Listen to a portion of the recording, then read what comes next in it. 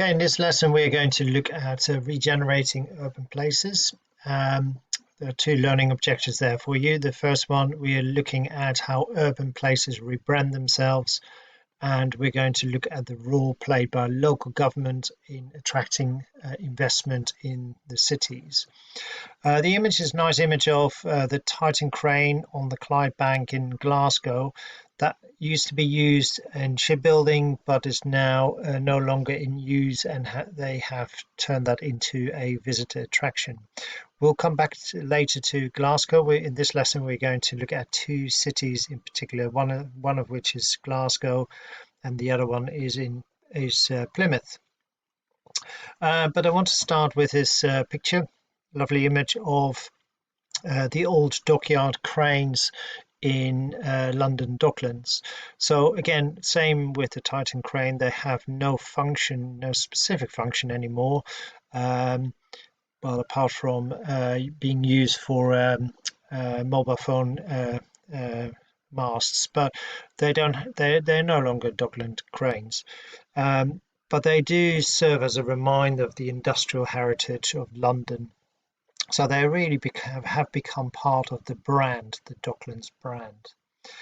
So going back in years a little bit, so in the 1980s, the London East End really had a different reputation. It had a reputation of political unrest, unemployment, dereliction.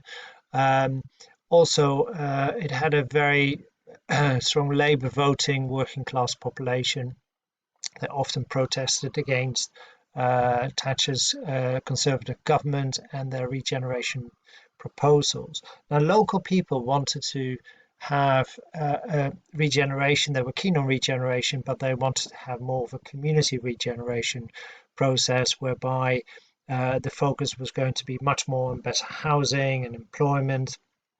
The government was not interested in it. They wanted to have large-scale change, bring outsiders in.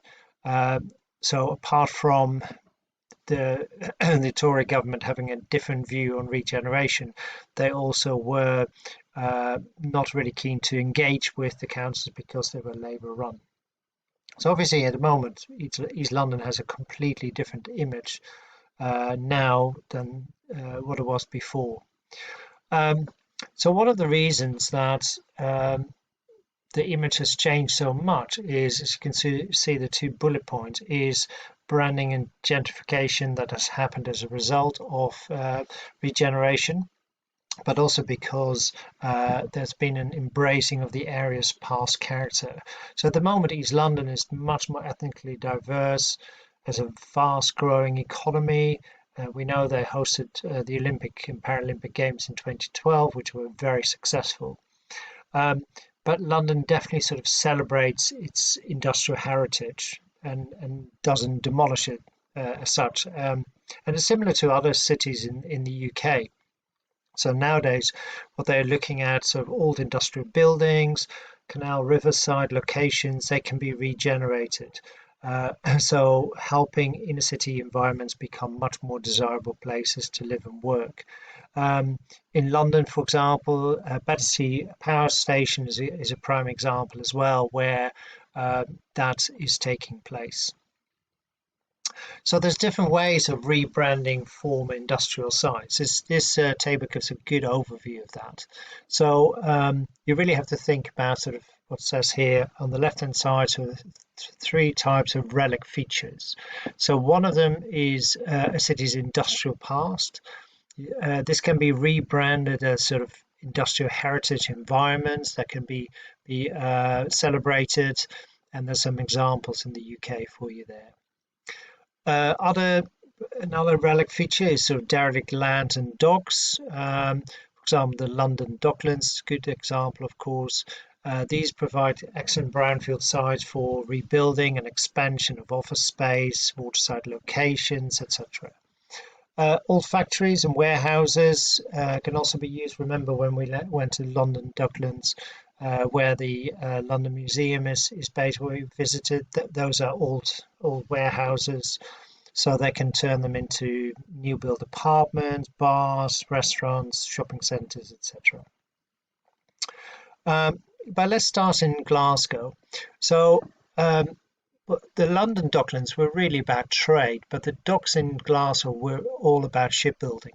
So Glasgow shipbuilding industry supported a wider sort of region of industrial activity. So everything was very interlinked, closely related. So engineering, steel manufacturing, coal, they were all key industries that were closely related. Very similar to what was happening in the Rust Belt in the US. But latter part of the 20th century, things start to change. Overseas competition, especially from Asia, became such that the the shipbuilding industry in Glasgow started to collapse. Ships were constructed in places like Taiwan much cheaper than they could be constructed in Glasgow. And as a result, as the shipbuilding industry collapsed, that led to the collapse of all the other industries that were linked to shipbuilding, such as steel manufacturing and engineering.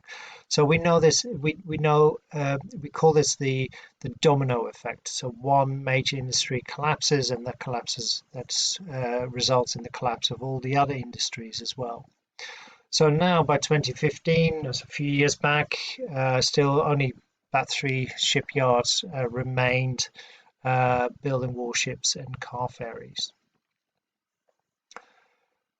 So the regeneration of the area along the Clyde River is managed at the moment by Glasgow City Council in partnership with the Scottish Government.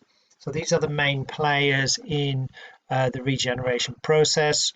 They have a program of diversification, and they're really focusing on the growth of the tertiary and quaternary industries.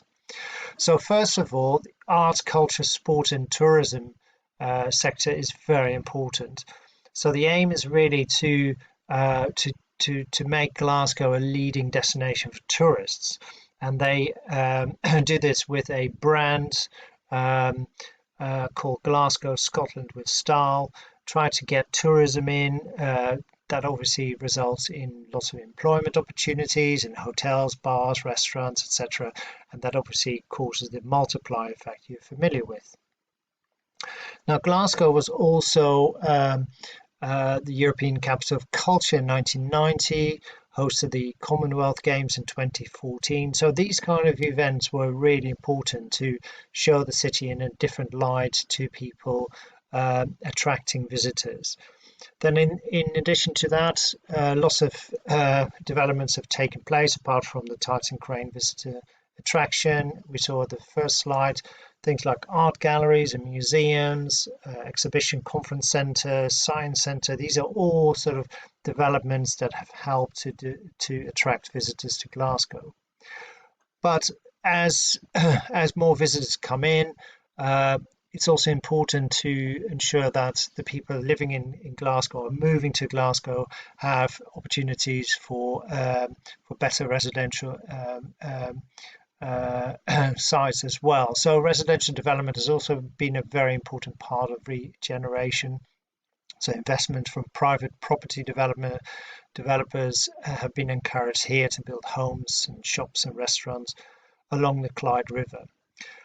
Media as well. So BBC Scotland has its headquarters in Glasgow, new headquarters as you can see on the picture, and also the commercial broadcaster STV, Scotland TV, are located in the same area.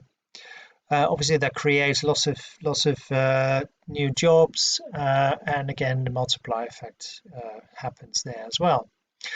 Now let's move on to the other part of the country, Plymouth. It's in the southwest of the UK. Here we are, southwest of the UK, in Devon, so on the border with Cornwall. Now it's quite sort of remote, in a relative remote, so it's making sort of attracting investment much more difficult in a way. So now, regeneration in Plymouth is not new. It's been an ongoing process because the city was heavily bombed in the Second World War, and there was an extensive rebuilding program in the 1950s into the 60s. So open boulevards were created, pedestrian areas, very innovative for that time. Now the economy has declined since the 1960s, however, and now the city centre looks quite dated. But as you can see from the picture from the early 1960s, at that time it was quite modern. Plymouth has naval shipyards, and that was really important in the sort of 50s and 60s, provided lots of employment, but they have reduced substantially in size, and there's also a lot of competition with Portsmouth for ship repairs and servicing. So in the case of Plymouth, Plymouth City Council is playing a really key role in the regeneration of the city. So they have a redevelopment project. It's called Vision for Plymouth, and that brings together the council together with the Chamber of Commerce. So there's a committee representing local businesses.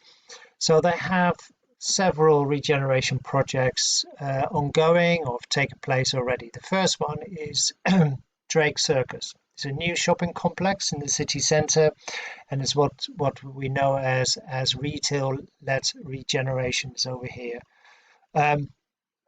So obviously leisure shopping attracts people to city centres, creates jobs, and especially if people then combine shopping with, say, a meal out or a visit to the cinema, that creates more jobs yet again.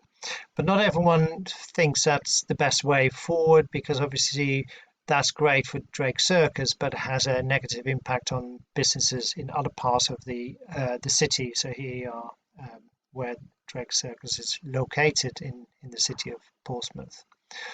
Also, a cruise terminal has been built here, attracting lots of international tourists. Plymouth has a very strong link to the US because the Pilgrim Fathers sailed to America from Plymouth in 1620. So that history encourages lots of tourism. But if you look at the number of cruise ships visiting Plymouth, just 26 or 26 in 2014, and they don't stay very long, so the amount of money that's been brought in the city is not huge. So there we are. There's also a rebranded Plymouth Science Park over here. It links closely to Plymouth's two universities and its teaching hospital. So there are now about 70 businesses employing around 800 people, with most companies focusing on the marine engineering, medicine, and renewable energy. So obviously that's great for developing a knowledge economy in Plymouth that creates higher paid jobs. So that's really positive. There's also a proposed sport and leisure partnership with Plymouth Argyle Football Club. It's over there. They are active in League Two at present, so not particularly high level football, well, sort of relative, of course. But they are talking about developing a new stadium complex that has more than just a football pitch. So cinema, hotel, ice rink, so quite a centre. Now, while most regeneration is about knocking things down, demolition, and then renew it, some is about restoration. So one of those examples is the so-called Royal William Yard here. Nice picture of it. It's a historic Grade 1 listed building, and it's taken a very long time to restore it. So it's very expensive as well, because it's Grade 1. That has the restoration requires certain techniques, etc., materials to be used. But now it has shops and restaurants, more than 200 apartments. So as you can see, it looks quite appealing. Okay, finally, I've got some tasks for you to do. So the 4 questions. Have a look at these questions. I also want you to look at number 4. So look at the examples in the table here. Choose one of these and find out a little bit more about the kind of rebranding that's taken place. Thanks for listening, and enjoy the lesson.